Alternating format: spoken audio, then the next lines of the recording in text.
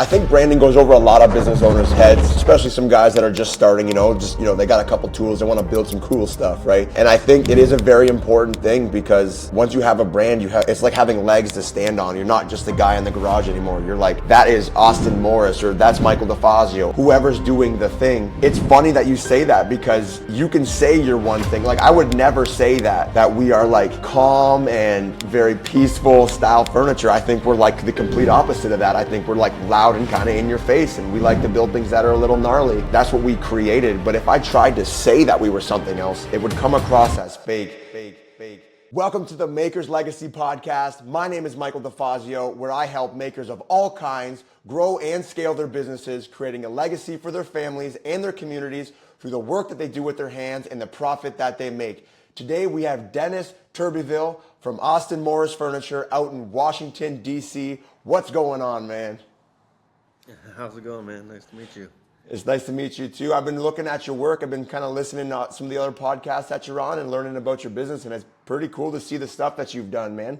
You guys got some real great work down there. Yeah, thanks. Appreciate that. So I got a few questions that I wanted to ask you. I was listening and learning about like the way that you structured your business, and it was almost a different approach from a lot of the guys that I talked to, in the way of you built your business from the brand first. You weren't just the guy that started building in your garage and just started a company for the sake of making things, right? Can you explain a little bit how you went about that and how you knew the direction you wanted to go in before you started? So, yeah, I guess that is different. I never really thought about it, but that's just the way it worked for me. The reason is because my history is in branding. Like, that's what I had a career in branding, and my degree is in graphic design. I didn't do anything in the furniture making world until about 4 years ago. So most of my career has been focused on building brands and visual identities and telling stories for other companies. So when it came time to start my business, that's what I knew how to do. I think that most businesses, when they start, they're going to create a business plan and think about what are their financial goals and market, where they're going to define themselves in the market and all that. But for me, it was more about the brand that I wanted to create. I never wrote a business plan. I actually just wrote like brand messaging, which is kind of the core values, brand promise, and like the story of Austen Morris. That was, to me, more important almost, because I felt like I was leaving a career where I was frankly making good money to do something where it was very unknown. And I decided, if I'm going to do this, I'm going to do it in a way that feels good. I'm not going to do it in a way that I'm just chasing money or a specific market segment. So for me, it was kind of the natural way to do it anyways. And I knew that I wanted to work with just solid hardwoods. I knew that I wanted to do it kind of slow and steady. So I wasn't really chasing. I didn't want to like jump into this rat race. I wanted to do it. I still don't care about kind of what other people are doing. Obviously, I'm very influenced by them, but in terms of like business goals and how other businesses run, that's not important to me. I just wanted to do it my own way. And that's really, really important to me, obviously. So it's also helped really guide the business forward, because as the business grows and as it evolves, I can kind of look back at what I talked about when I started the business, what I wrote down for myself, the core values, my mission, my vision, my brand promise, and it guides me. I can, as I make decisions where partnerships or things to, projects to take on, I can kind of look back at my initial brand messaging and decide, is this right for me? Is this something I want to do? And it also makes that sort of decision making easier. So it is a different way, but for me, it's a little bit more about what feels good and less about what's going to be the best business. I know that doesn't sound like very smart business, but for me, it works. I mean, if it's your passion that's driving it, man, it's like you're going to have a much stronger force behind whatever you're doing, in my opinion. It's funny, like you started there, right? I started because I needed to, we spoke a bit in a chat about the band that I was in, but I started building furniture so we could go on tour. And we stopped in Washington, D.C. We played a show in Washington, D.C., which was pretty fun. hang out riding our skateboards around Washington, D.C. There's a lot of hills there. I didn't know that. So Yeah, yeah. yeah. So it's funny because, you know, our shop specifically, like I have a brand now and I've really focused on my brand over the last few years, probably the last 10 years actually. And I did a lot of it unknowingly, right? Like I think when you talk about branding and not, I mean, everyone's in a different level in their business. So some guys might be further along than others, but when we're talking about creating a brand, I think a lot of people have the idea that they have to create a brand, but they're already living a brand kind of thing, right? Like some of the things I heard you say in another podcast, you were saying like, I am this way, I want to be this way. Like this is kind of how I want my shop and everything to be formed. But I think from my own experience, what a lot of guys are doing on their own, like they're creating their brand. They're just not really showing their brand because the brand exists. If you run in a company and you're doing it a certain way, you are creating a brand. How do you feel about that? Am I wrong there? No, you're absolutely right. I think everybody has a brand. It's a matter of who's in control of that brand. Whether it's you as the business owner, are you in control of the brand? Or are you allowing your brand to grow organically through how other people are perceiving you, what they're seeing?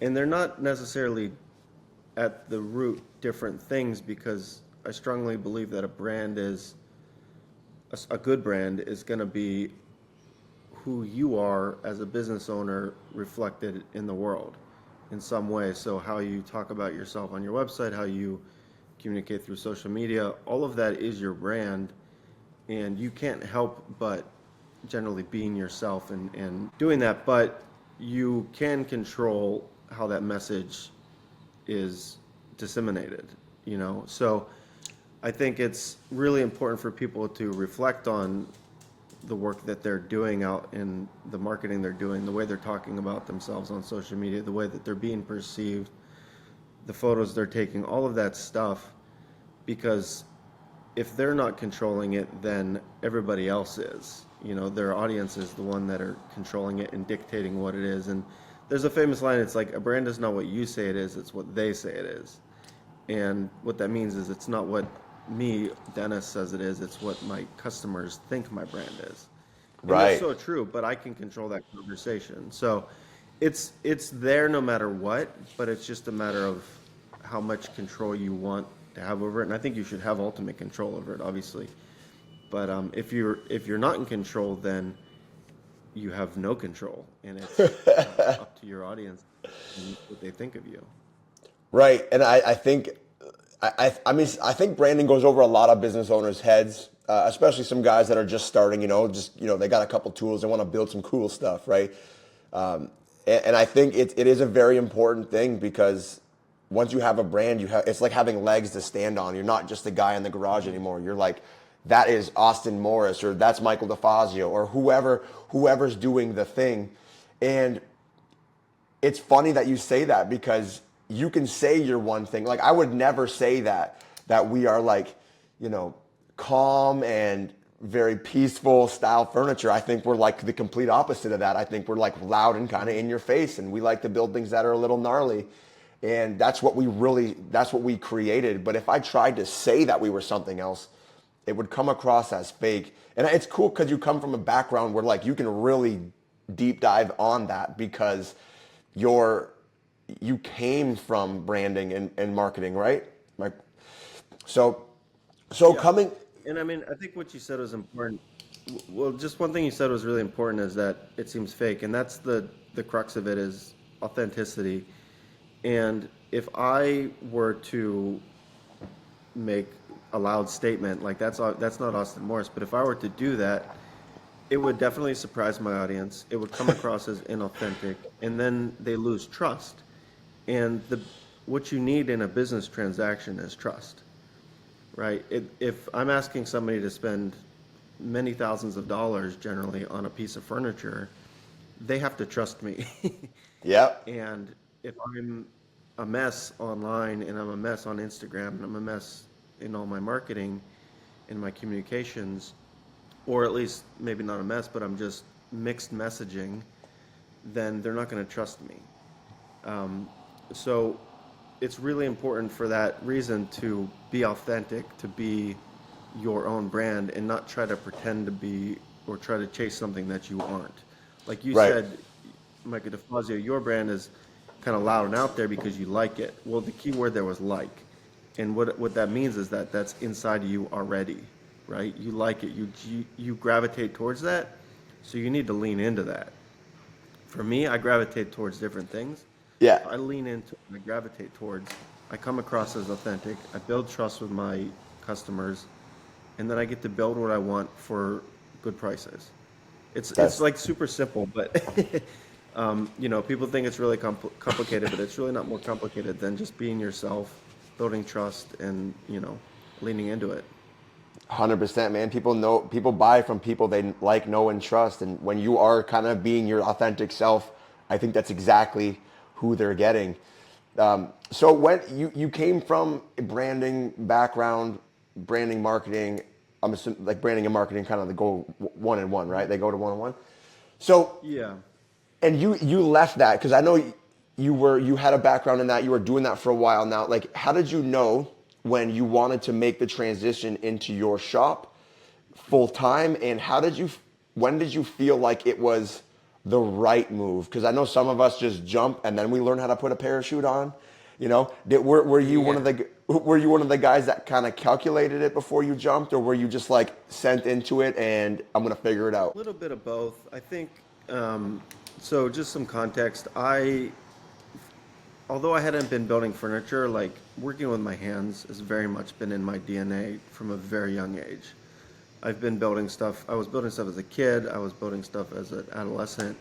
It wasn't until later on in my life that I was able to do it with some, real, like, value. I was actually able to purchase some decent tools, and this was like later in my 30s when I had some space. And I think part of it's too, like, living in a city, it's really hard to find space to work. We live in like condos, now we have a house, but it wasn't until we had this house that I could set up a little shop. And so I think it was always in me. It was just a matter of time.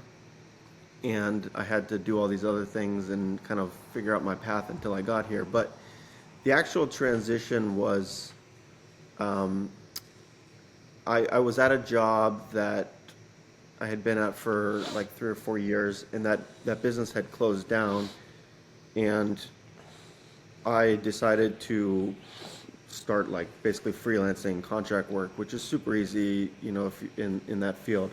So I was doing that for about a year and a half, and I was doing it with a business partner, and it was great. We were having a lot of success. We had a great network of clients, and I was able to work like 5 or 6 hours a day and make basically the same money.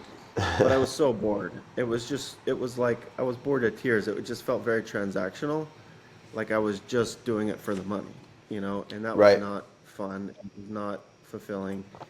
So on the side, like I said, I started to build up a shop at home and started to work on some, personal projects.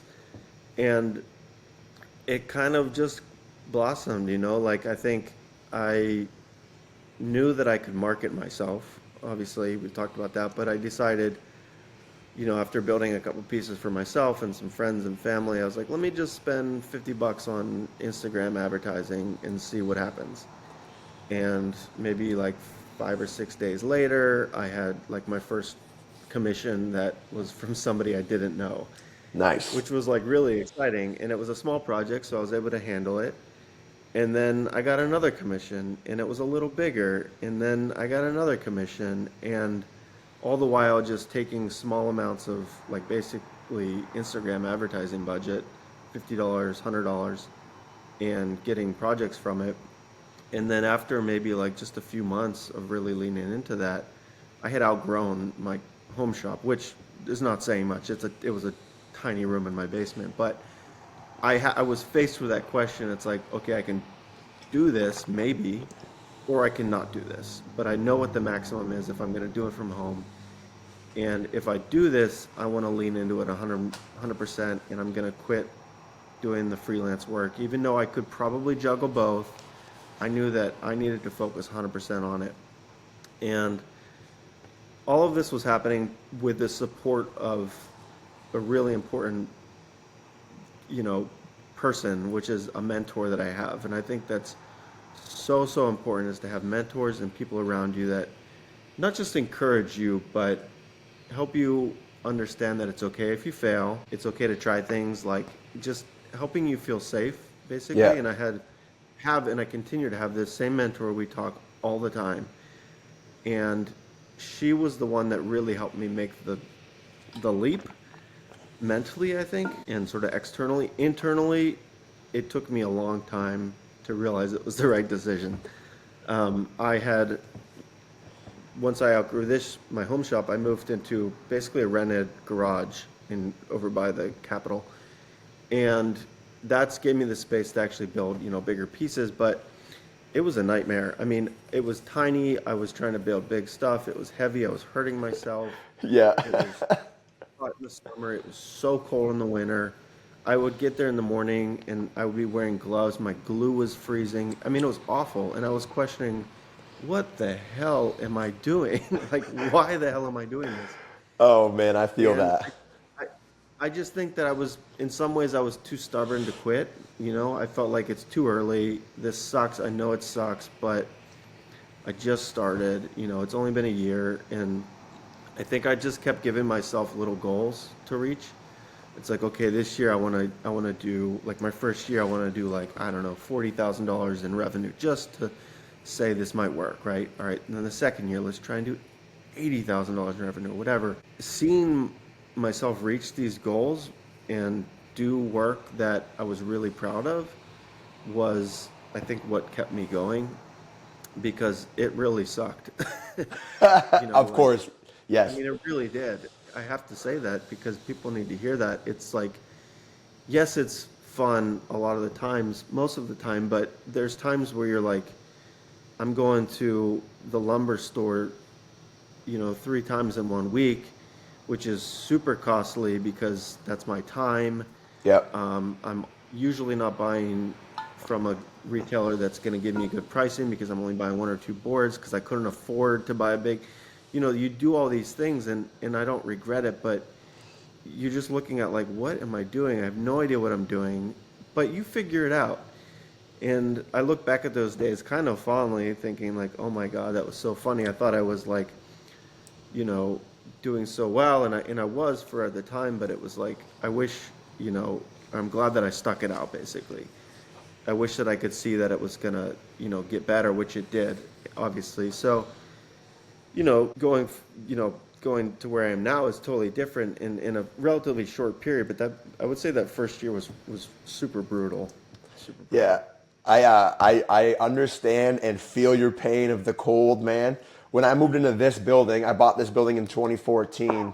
My shop is here, and I lived upstairs. There's apartments upstairs also.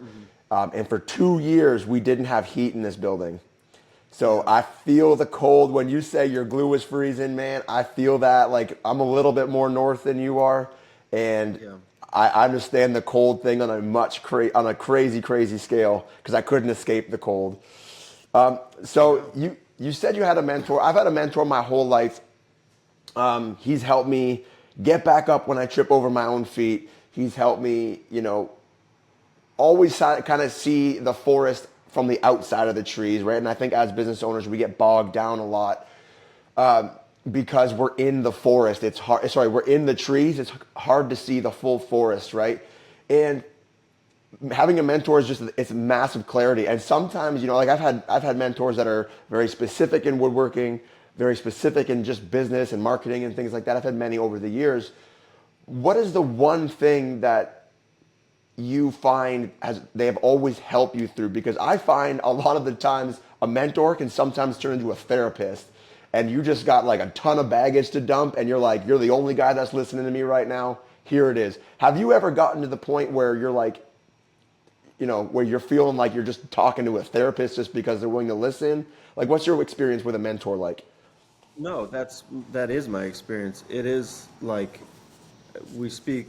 I mean, we go off. We ebb and flow. Lately, we're talking every 2 weeks, and it's like my therapy session. Yeah. I think what I look for, or what is so valuable about her, is that she knows me and she cares about me. She doesn't care about woodworking. she doesn't care about, I mean, her career trajectory is so different. I mean, she's been in creative roles, but generally she's, you know, in a totally different field. But what is important is that she cares about me and she knows me. And going back to the brand is me. Yeah. So anything that she sees me doing that is rubbing up against my values, she can guide me the same way I guide myself. And that's all it is somebody that can reflect back to me who I am, not trying to push me in one way or the other, but literally just a mirror that knows me and remembers all these things I've said in the past that I've committed to and that I've felt strongly about, and just sort of reflecting that back to me in these sort of therapy sessions or whatever. So it's just a sounding board, you know, and it is like therapy. It's not, I think there's definitely, like, you can have mentors, and then you can have like maybe like a business coach, somebody that's going to talk to you about your books and, like, you know, Yeah. all the insurance and shit like that. But a mentor to me is, for me personally, that's more important, because if I don't have that, then I don't have the business. Right, because it's almost like they kind of help you create the foundation, and like they're bringing you back to what you said was true. Because I don't know if you're like this, but you know, I'm sure you've heard the term shiny object syndrome. Yeah. My family has that. I have it. You know, I've had to work really hard at making sure I kind of keep my eye on the prize I originally set out for, and a lot of the times it was just like, stop it. Go back to where you know is, go back to what you know is working. Go back to what you said or what you originally set out for. And that's helped me out huge. You know, he's been with me for many, many years. Since like day one, he's been with me. So it's just sounds like it's very similar to what you have. I think it's like shiny object syndrome is definitely something to be careful about, but also it's not a bad thing to, you know, on your path, on your trajectory here, like, to veer a little bit, because that's how you figure out what works and what doesn't work too. Because I still don't know what is Austen Morris Furniture. I don't know what is uniquely, truly Austen Morris Furniture. I'm still figuring that out. And every piece I make takes me one step closer to truly defining what my furniture is. Everybody's the same. We're all sort of inspired by what we see, and we're amalgamating that into our work. But as you do that, you can test and experiment and try new things. Like I said, you know, within a spectrum. Like, I'm not gonna work with steel or epoxy or, you know, like a lot of people do. But I am gonna try different techniques and different, you know, styles to some degree, in order to find my path. So I think you do have to kind of experiment, but, you know, you have to do that reasonably within your competency, your core competency. 100%. Like I have a couple stories. I'm not going to share them right now, but a couple stories of when I first started. I kind of was like the yes man, and I would take on whatever anybody would offer me, because when I was just starting, I'm like, you're offering me money to do what? Okay, fine, I'll do it. I'll try it. And very quickly I learned, don't like that, won't ever do that again, but I love this, this, and this. Yeah. And it's kind of like, as I got more mature in the business world, I went from a yes man into a no man, and I started to focus on just what we really liked. And like you said, epoxy and metal, like epoxy is not my favorite thing at all, to be honest. It's not my favorite, but it does allow me to use a lot of like the really gnarly slabs and make them into some usable materials. But the metal and the wood has always been something that I really stuck to, because it allowed me to create something that was intense. And like the intensity and the craziness that we did was like what I like to lean in on. So on that note, like, how are you finding, or how are you understanding what's profitable? Because a lot of the times we can take on new jobs for the sake of just taking on work, but finding the profitable jobs that are actually going to help you propel you forward, get you closer to your goals, whether that's like a top line revenue goal or like a portfolio goal, whatever that is, like, how are you finding them? I know we spoke briefly about designers and architects and things like that. How are you finding the profitable jobs, and not the jobs that are just kind of, you're learning aren't profitable? Yeah. Well, two things. One, I can't, before we even talk about that, I have to remind everybody that if that trust isn't there, I can't charge a premium, right? So that's the profit. The trust that people have in me is my profit. The brand that I'm building and the relationships, that is the profit. That's where the real profit is. Yes, you can make small profits here and there, but you're going to make small profits. When you can really charge a premium is because you have great relationships and people trust you. Yep. And because design, right? If you have a design that nobody else offers. Those are really only the two ways you can be what I would consider like highly profitable versus like just, little money here and there.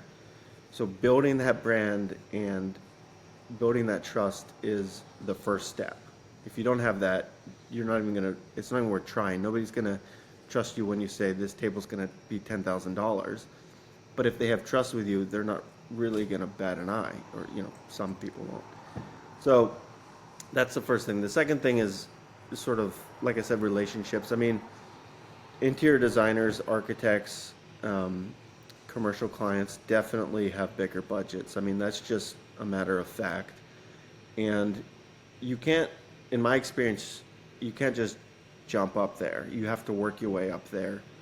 Again, because I think they need to see that you'll be able to deliver, because it's not like working with a homeowner who you can say, oh, I'm sorry, it's going to be like a week late and a little bit over budget. Like, that doesn't fly with designers and architects and commercial clients. So that you have to prove that you can deliver. And then when you can do that and you can start to meet and work with these designers, then you can talk to them about budgets and figure out what is going to be the most profitable. In terms of specific projects that are most profitable, I mean, there's things that I've learned that, like, dining tables can be profitable, just period. They're relatively easy to build, and people place a lot of value in them, just for whatever reason. Because I think they're statement pieces for people, so they're willing to spend more money on them. On the other hand, a chest of drawers, like a dresser with like 10 drawers, is going to take me 3 times as long to build than to build a dining table. Yeah. And I can only sell that chest of drawers for like maybe half the price. So there's just, it's where people place value, and you think about it that way too. And I don't know that I would do this, but if I could do it again, I might just really focus on tables. I love building them. They're profitable. You can be creative. And, for all those reasons, it makes good business sense. I would probably get bored if we were just building tables, but, they are definitely more profitable. So when I do take on cabinetry or casework projects, I just have to say, like, the cost is in the corners, as they say. There's a lot of corners, there's a lot of drawers, there's a lot of hardware. It all adds up really quickly. You just have to charge a bunch of money, and if they can't pay it, then you can't do it. Yep. I mean, that's just sort of the bottom line. It's the unfortunate part, right? Because there's so much work that I could take on. Everyone, I feel like with drawers, it's like, hey, you want to add drawers to this? This could double the budget in a heartbeat. It's because drawers get expensive very quick. And I'll say, like, that's also partially because we are only building in solid hardwoods. If we were building in plywood and sheet goods, like, I could put a cabinet together in half the time. But Austen Morris, it's really important to me, it's really important to the business that solid hardwoods, natural products, that's kind of our ethos. So that's what you get. You get in my opinion, a more premium product too, a more beautiful, you get more character in the grain. You can repair and refinish it for generations. I mean, there's a lot of upsides to solid hardwood, but it is the labor and the material costs are at least twice as much. Yeah, it's a huge game changer. It's cool because what you said, a lot of there is like, well, it's what I call playing the long game, right? Like building the brand, building that trust. It might not, because like you're gonna have to start here to building the brand and building the trust. It's like that trust isn't built yet. But over time, you build that trust, you build that brand, and like you're gonna be able to play the long game and a much more profitable long game instead of just trying to get quick buck. You get the guys on Marketplace that are just trying to make a quick couple bucks because they made something for their wife and they want to sell it to, as many times as possible to make the quick buck. But when people like you and I both, when we really focus on building the brand and the relationships, that will pay forever. And like one thing that you said, like you can't start out working for the designers. The designer needs to be it's our job to essentially make the designers look like the hero to the client. Like that's what I think, because to the designer, we are another tool in their tool chest. This is my custom furniture guy, you know? So if the designer doesn't trust you and you don't have anything to back up your work, you're not going to be able to provide that for the designer right off the hop. So it's really cool that you said that, because I've known this for a long time. It's hard finding other people that are on the same exact page, because I think you and I got that part. We're both doing that part very well, I think. That's pretty cool, man. What's great is like I have designers who, I mean, I'm fortunate for a couple reasons. One, I live in DC. There's crazy amount of wealth in this area. So yeah, the interior designers here, the projects they're doing are on a different level. These are, $9, $10 million homes with $500,000 interior design budgets, right? So that's if I was in a different area, maybe somewhere a little more rural, it would be a different story, I think. But I have designers now who have real budgets, they have real clients, and they just tell me what they need, or like they know me now, right? And yep. Like, hey, like this happened 2 weeks ago. Dennis, I need a table. We're doing a photo shoot on October, 23rd. I know this is a quick turn, but can you turn this around for me? And, here's the budget. And it all makes sense. And yes, we could, just so happen we could turn around. So I say yes. And now that interior designer is not even going to look for another furniture maker. They're just going to call me every time, because I can deliver and I can meet their needs. So now I have this relationship that brings me regular business without me lifting a finger, right? And that's the dream. Regular business that is good budgets too, right? And they respect. The other part of it is that they respect what I do, and they're not just asking me to build something that they saw online that they can't get in a certain size or finish, right? So they respect my design sensibilities and the way that we build things. So it's building those relationships, I think, is so important. 100%. And it'll pay out in ways that you never even understood, because like you said, like once you get to that point where they're just like, take care of this for me, send me the bill, essentially, kind of like what you're saying. It's like you're opening a door to a whole nother level of business, which is amazing. So you got a team. You told me you got 2.5. So I'm assuming there's one part-time guy in there. So is it Austen and Morris? Is that two of you guys? Is that you? Like, talk to me about that. No, the team. So I mean, this actually does go back to the brand. So Austen and Morris are just the middle names of my kids. Love it. Yeah, I knew that I wanted to build something that was bigger than myself from day one. And I don't mean bigger like a huge team, but I wanted a brand that wasn't about me. I didn't want it to be about me. I wanted it to be about the work. And I love my kids' middle names. I mean, I think that was just, I was looking at like, well, what am I going to name this thing? I was like, Austen and Morris. Like, I love those names. They kind of sound really good together. They sound high end. Yeah. And it's not me, which I can hide behind that. I don't want to, some people want to be out there. I don't want to be out there. You barely see my face on social media. I mean, I'm posting a lot, but it's not about me or my team. It's about the work that we do. Yes, we highlight us because people care, and that's a way to connect, but I'm not the brand. The furniture and the words that we use and, the partners that we have is our brand. So that was just a very early day one decision I made. It is confusing because people think my name is Austen or Austen Morris. Whatever. I like it. I don't care. And the other part, which is important to me, is like, this is kind of my legacy. I want it to be, I want my kids, because my kids are young, I want them to see what I'm doing, and I want them to feel like they're a part of it somehow. And I'm sort of setting an example for them too, so it's kind of an homage to my kids.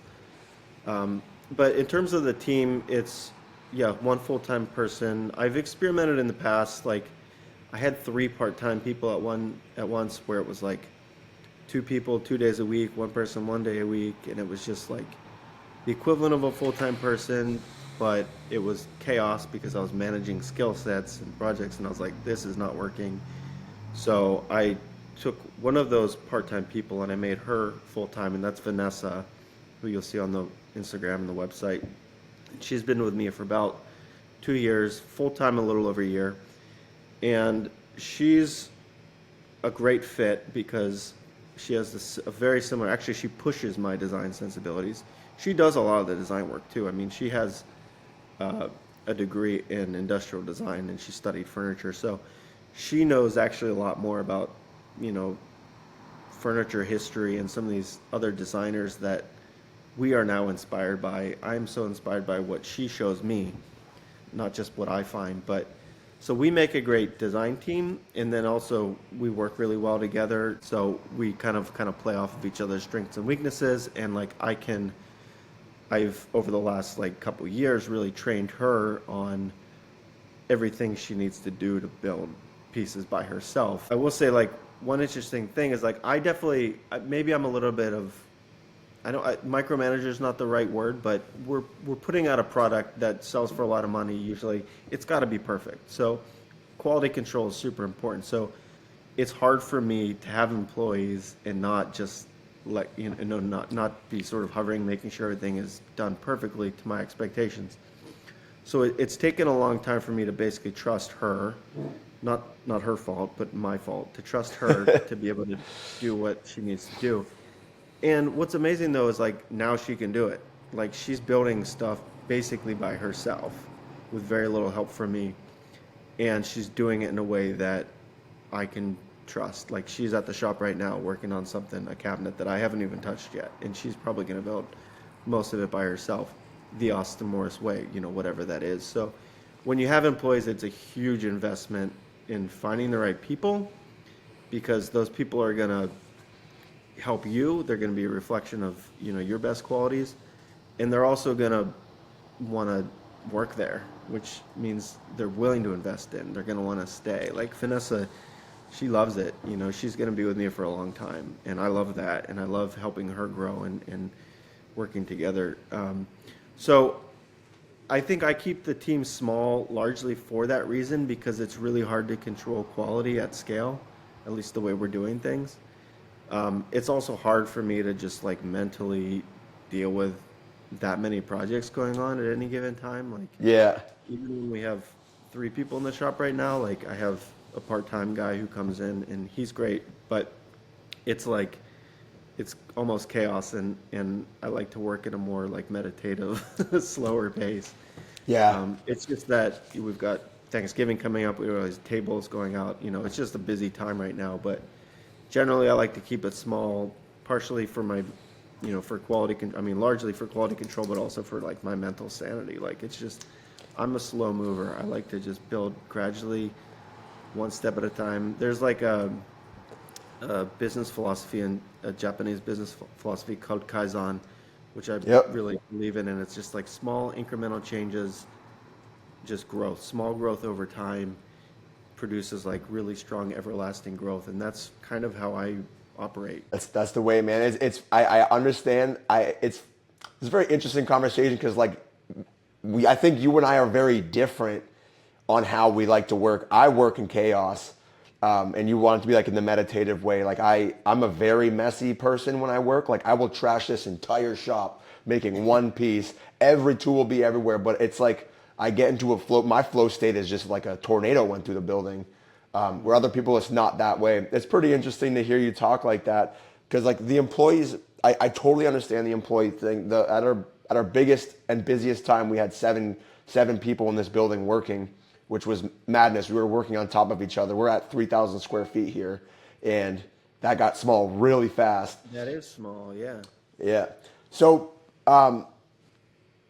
talking about the legacy, your boys, your kids, and the like where you wanted the shop to be bigger than you, and I love that.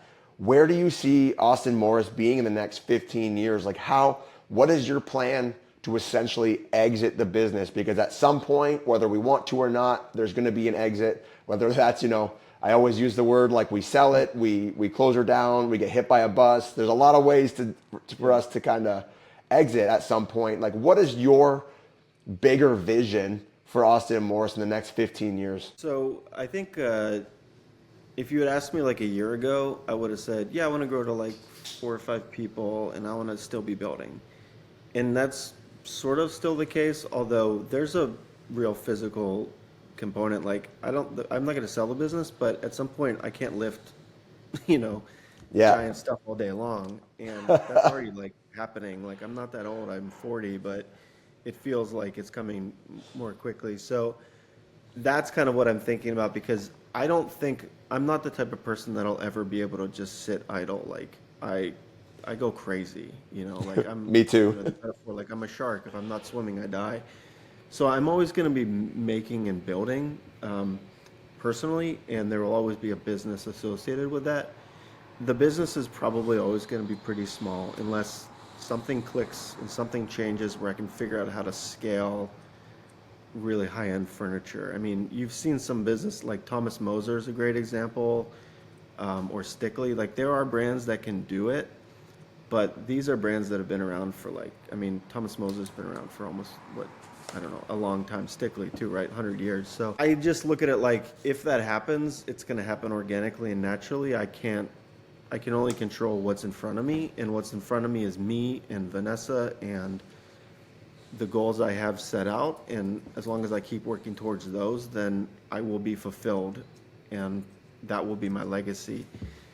What that really looks like, I think, is that we continue to move up market and saying no to more jobs that aren't, perfect fits for us, and waiting for the things that are the best fit for us, and having confidence in that ability to just, because you have like slow times where you're not getting as many inquiries or people reaching out, and you're like, oh, I'll just take this because I need to fill but I think growth for us looks like, just being patient, waiting for the bigger, more important stuff to come, and then continuing to prove ourselves, continuing to build relationships so that we can continue to charge more money, so that we can do things at the pace and at the scale that we want to.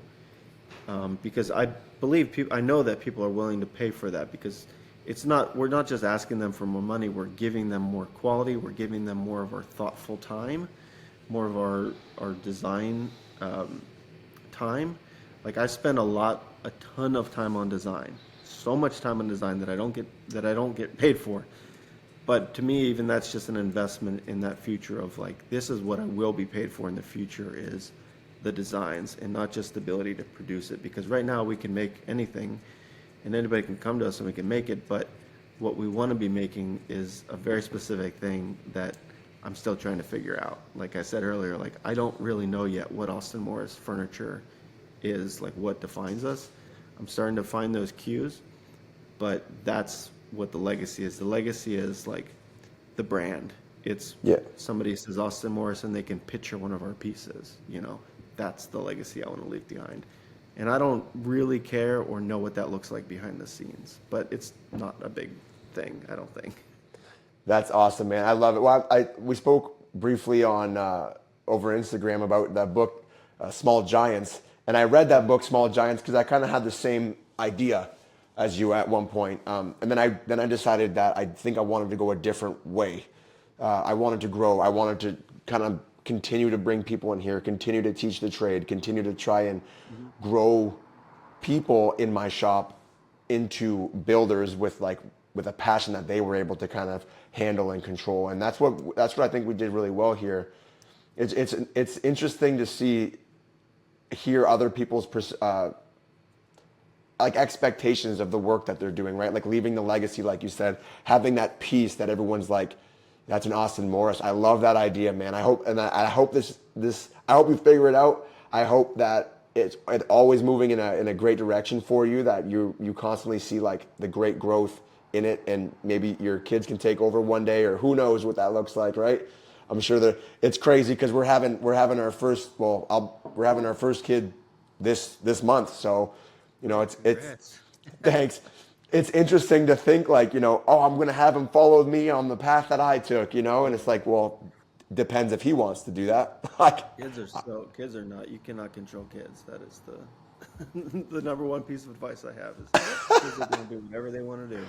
that's awesome, man. I trust me. They might be like you and they might not, and you have no control. That's what I mean. So it's like I think kind of like relying on them taking over one point or whatever. For me, anyways, is like that's just a bad.